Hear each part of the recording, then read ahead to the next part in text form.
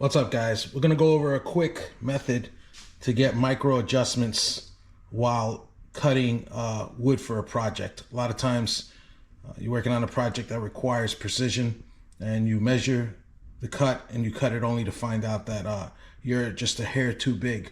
Well, this little trick I'm about to show you is going to allow you to make those small micro cuts to dial that cut right in to be almost perfect.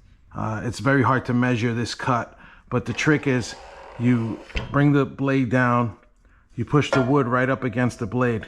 When you lift that blade up, it actually adjusts and slides over the wood just a hair. As you can see right there, when you bring it back down, it's now touching the wood.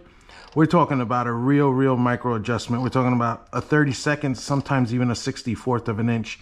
And it's a great way to fine tune a cut when you're working on a project and you need to just make it fit just perfect.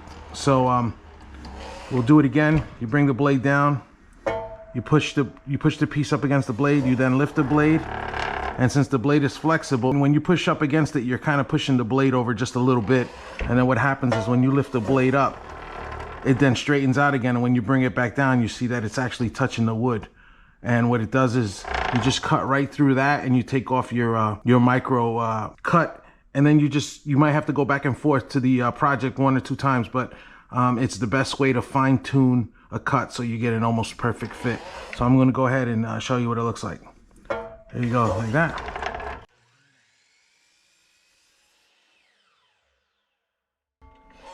As you can see, it almost looks like you're not even cutting through the wood, but you're taking such a fine amount off that it's great for really micro adjustments.